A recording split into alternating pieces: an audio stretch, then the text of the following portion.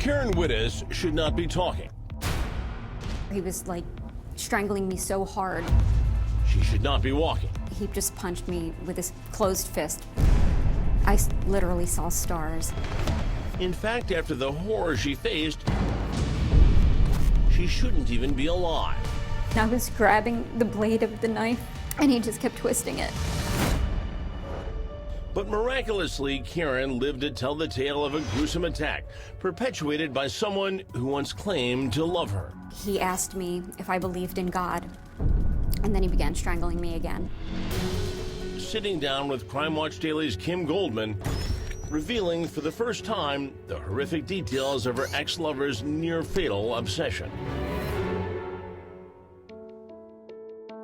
It all started so sweet and innocent. At 13 years old, Karen struck up a young romance with 17-year-old Leonard Tilton. He was constantly, I love you, you're beautiful, and so at 13 years old, that, you know. Those are important things to hear.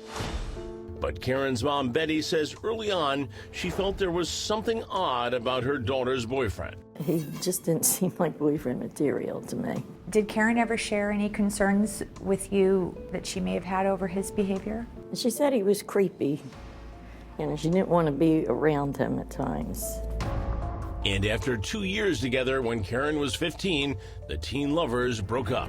What was the reason that you ended your relationship? Well, I wanted to have friends again, and any time that I would mention hanging out with a friend from school, getting a new girlfriend, he exploded. Karen says despite his controlling ways, Leonard seemed to be okay with the breakup. She soon began dating another guy, and she thought Leonard had moved on as well. Every so often he would call me though and just touch base, hey, how you doing? And you know, it was like he wanted to still remain friends. He didn't seem jealous at all. Everything seemed fine on the surface. But things were far from fine.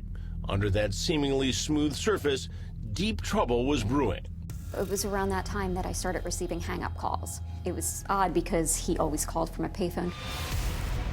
And those nuisance crank calls quickly escalated to menacing behavior. Did you ever see him out stalking you? Yes. There was one time that I had an early dismissal from school. Nobody knew I was getting out early. And as soon as I got in the house, I shut the door. That quick, somebody knocked on my door. So I opened the door and it was him. And I asked him right away, you know, why are you here?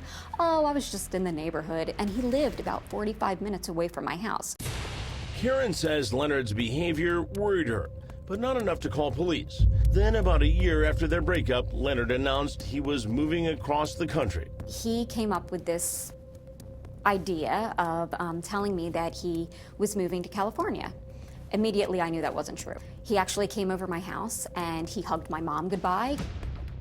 And one day, her suspicions were confirmed. And how do you know he didn't go? My boyfriend at the time and I were actually on a bus, and the bus went right by his house. And there he was on a payphone. Then the creepy crank phone calls got worse. So many that Karen's mom, Betty, had to change their phone number. With no way to contact Karen, Leonard resorted to writing letters, supposedly from California. And do you remember what was in that letter? He told me he met a girl named Karen who was the same exact height as me, the same exact weight as me, about how she was now pregnant, and he was going to be a daddy. Then another tortured letter, where Leonard admits to lying about a move to the West Coast and professing his undying love for Karen. He had no idea that he was still in love with you? It had been a year and 4 months at the time that we had been broken up, and I had moved on. I had this new boyfriend. Life was great. I figured life was great for him. At that point, Leonard returned home from his so-called California trip and resumed his friendship with Karen. He was, for all intents and purposes, your first real boyfriend. We were together for almost 2 years, and from the time of being 13 to 15, that's a huge part in my life, and I shared it with him. So with her guard down, Karen invited Leonard to hang out with her and her new boyfriend on a night when nearly everyone in the nation was glued to their TV sets. The week of June 12th, when your brother and Nicole were murdered, that's all that was on TV. And he was over my house a few times that week, and I remember him turning to my mother and saying, "Do you think he did it?" Meaning OJ.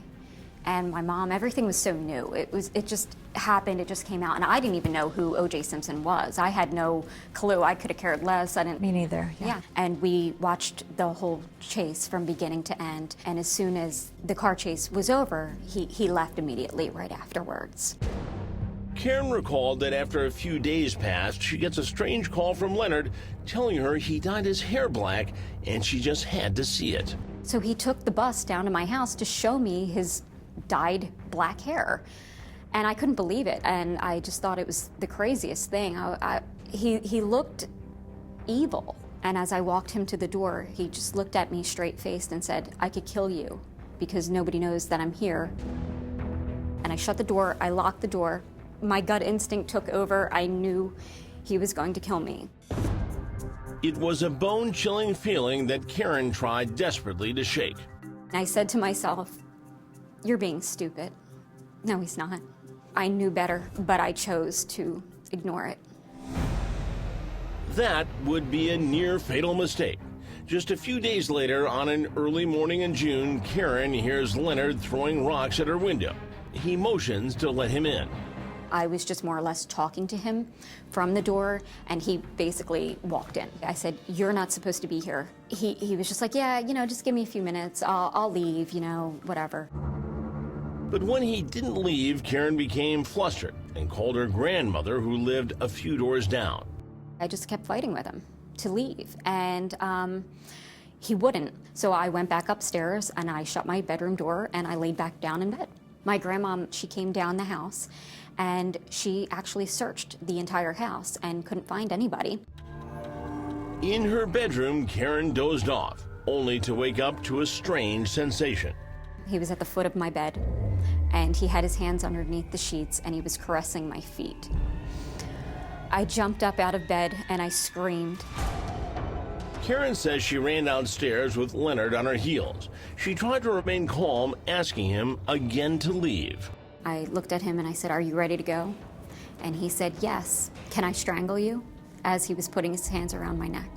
And then what? And then he lifted me up off of the ground and held me in the air over his head by my neck. Karen passed out. When she regained consciousness, she noticed Leonard had removed her clothes and put her in a dress. But now her chest was covered in blood. When I looked over at him, he was kneeling on the floor beside me, and he raised a 14-inch serrated butcher knife over his head and jammed it into my chest. It was like he was prying my ribs open, and he was hissing and making awful grunting sounds. I remember thinking, I'm never going to see the sun again. My mom was at work, and I just wanted to see my mom before I died.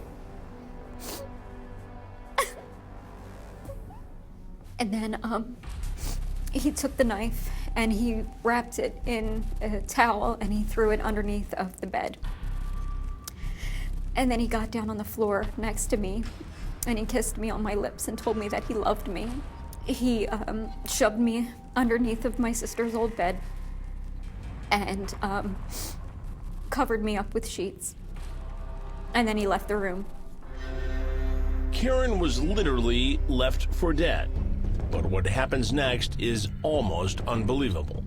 As I laid there with my hand on my chest, feeling myself die, I knew I had to get out. Coming up, the sheer will to survive. I sat up, and when I sat up, the blood just poured. And cops close in, but Leonard says he won't be taken alive. He was going to go to the Tacony-Palmyra Bridge to jump. With my right hand over my chest, I kind of squeezed my way out from underneath the bed, and then I staggered into my bedroom, and I called 911. And what did you say? Well, the dispatcher answered, and I said, I'm being murdered.